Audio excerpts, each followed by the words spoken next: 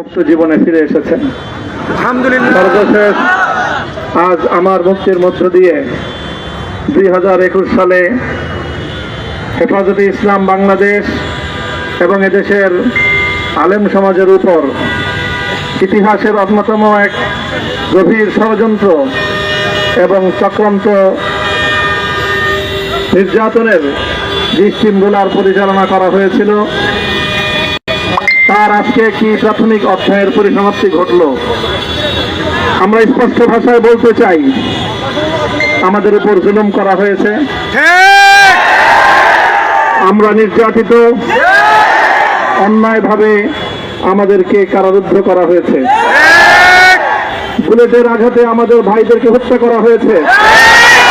আমরা যখন আমাদের সন্তানদের লাশ এবং তাদের রক্তমাখা বুলেট বিদ্ধ সেই মরদেহকে সামনে রেখে আমরা যখন আমাদের ন্যূনতম প্রতিবাদটুকু উচ্চারণ করতে গিয়েছি, তখন আমাদেরকে কারারুদ্ধ করা হয়েছে,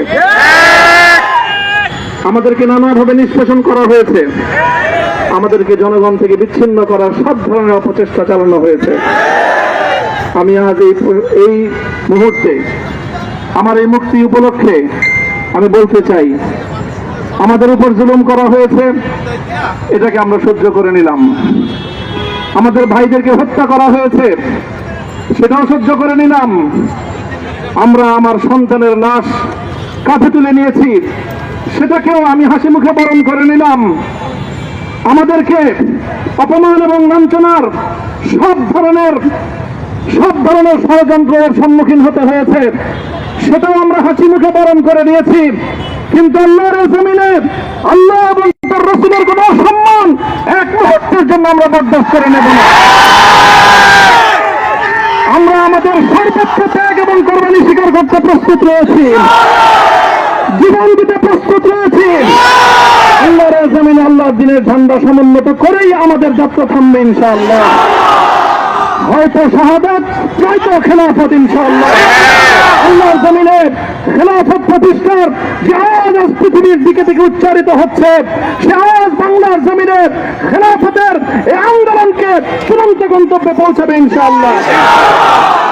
আমি বাংলাদেশের আলেম সমাজ, হেফাজতে ইসলাম বাংলাদেশ সহ বাংলাদেশ খেলাফত মজলিস সহ সকল ভ্রাতৃপ্রতিম সংগঠন, সকল ধর্মপ্রাণ, ইসলামপন্থী বিভিন্ন ছোটখাটো মতবিরোধ, মত পার্থক্যের ঊর্ধ্বে উঠে যারা ইলাহি কালিমাতুল্লাহর এই এক বাণীতে বিশ্বাসী, আল্লাহর জমিনে আল্লাহর দ্বীন কায়েম করতে চাই, আমাদের তাআলা ইলা কালিমাতিন সাওয়াইন বাইনানা ওয়া বাইনাকুম এই এক মন্ত্রে উজ্জীবিত হয়ে আল্লাহর দ্বীনের ঝান্ডা সমুন্নত করবার এই আন্দোলন এবং সংগ্রামে আমি নিজেকে উৎসর্গ করার ঘোষণা করছি।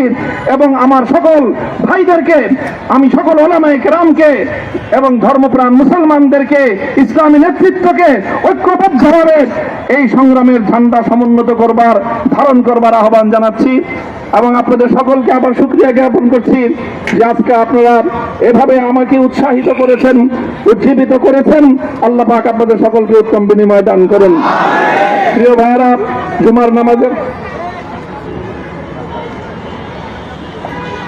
জুমার নামাজের একেবারে ঠিক আগ মুহূর্ত, এখন সব মসজিদগুলোতে জুমার প্রস্তুতি চলছে।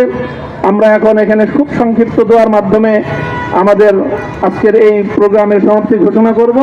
এরপরে ইনশাআল্লাহ প্রত্যেকে সুশৃঙ্খলভাবে যার যার জায়গা মতো বা আশেপাশের মসজিদগুলোতে গিয়ে আপনারা জুমার নামাজ আদায় করবেন। আমি আবারও বলছি, আমি আমার আলোচনার শুরুতে কোরআনে পাকের সেই আয়াতটুকু তেলাওয়াত করেছিলাম, হযরত ইউসুফ আলাইহিস সালাতু ওয়াস সালাম কারামুক্তি এবং প্রকৃত যারা অন্যায়কারী ছিল, সেই অন্যায়কারীদের স্বরূপ ওনার সামনে উন্মোচিত হয়ে যাওয়ার পর, জাতির সামনে তাদের স্বরূপ উন্মোচিত হয়ে যাওয়ার পর তিনি যে কথা বলেছিলেন, আমিও নবী ইউসুফ আলাইহিস সালাতু ওয়াস সালামের অনুসারী হিসাবে তার সুরে সুর মিলিয়ে, কণ্ঠে কণ্ঠ মিলিয়ে কথাই বলতে চাই, লা তাসরিবা আলাইকুমুল ইয়াউম। ব্যক্তিগত আক্রোশের প্রতিশোধ আমরা কারো কাছ থেকে গ্রহণ করব না। সকলকে আহ্বান জানাই, মাদ্রাসা, স্কুল, কলেজ, ভার্সিটি কোন শিক্ষা ব্যবস্থার ছাত্রদের মধ্যে বিভেদ করার নীতিতে মামুনুল হক বিশ্বাস করে না। আসো, স্কুলের ছাত্র আসো, আমার মাদ্রাসার ছাত্র পাশে দাঁড়াও। কলেজ থেকে আসো, ভার্সিটি থেকে আসো, তোমরা হাতে হাত মিলো, ইনশাআল্লাহ দেশের স্বাধীনতা অক্ষুণ্ণ থাকবে। এদেশের ইসলাম এবং হাজার বছরের যে সাধনা সংগ্রাম, সেই সংগ্রাম বিজয়ী হবে ইনশাআল্লাহ।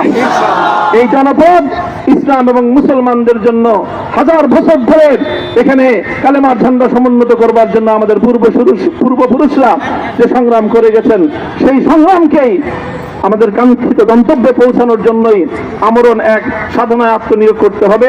সেই আহ্বান আমি সকলের প্রতি ব্যক্ত করছি। ওয়া আখিরু দাওয়ানা আলহামদুলিল্লাহি রাব্বিল আলামিন। اللهم صل على محمد وعلى آل محمد كما صليت على إبراهيم وعلى آل إبراهيم إنك حميد مجيد. ربنا ظلمنا أنفسنا وإن لم تغفر لنا وترحمنا لنكونن من الخاسرين. ربنا آتنا في الدنيا حسنة وفي الآخرة حسنة وقنا عذاب النار. اللهم أحسن عاقبتنا في الأمور كلها وأجرنا من خزي الدنيا وعذاب الآخرة. اللهم آمين. يا الله إخلاصের সাথে শুধুমাত্র আপনার সন্তুষ্টির উদ্দেশ্যে আপনার দ্বীনের ঝান্ডা সমুন্নত করবার জন্য হে আল্লাহ আমাদের বুকে আপনি সাহস দিন, হে আল্লাহ সাহস দিন, হিম্মত দান করুন। আল্লাহ আপনার নুসরতকে, আপনার সাহায্যকে আমাদের সামিলে হাল করে দিন। হে আল্লাহ আপনি আমাদেরকে সাহায্য করুন। আমরা সংখ্যায় কম, শক্তিতে দুর্বল, হে আল্লাহ সর্বদিক থেকে আমরা অপ্রতুল, কিন্তু আপনার সাহায্য সাথে থাকলে আল্লাহ পৃথিবীর কোন শক্তি আমাদেরকে রুদ্ধ করতে পারবে না, পরাস্ত করতে পারবে না। হে আল্লাহ আমরা আপনার সাহায্য চাই। হে আল্লাহ জালিমের জিন্দানখানাগুলোতে সারা বিশ্ব জুড়ে অসংখ্য মুজাহিদিন, অসংখ্য মুসলিম সংগ্রামী, তারা দিনের পর দিন, মাসের পর মাস, বছরের পর বছর মানবেতর মজলুমিয়তের জীবন যাপন করছে। ইয়া আল্লাহ সকল মজলুমদেরকে আপনি মুক্তির ব্যবস্থা করেন। ইয়া আল্লাহ তাদের মুক্তির জন্য যথাসাধ্য ভূমিকা পালন করার তৌফিক আমাদেরকে, পুরা উম্মাহকে আল্লাহ আপনি দান করুন। সাল্লাল্লাহু তাআলা আলা খায়রি খালকিহি মুহাম্মদ ওয়া আলা আলিহি ওয়া আসহাবিহি আজমাইন।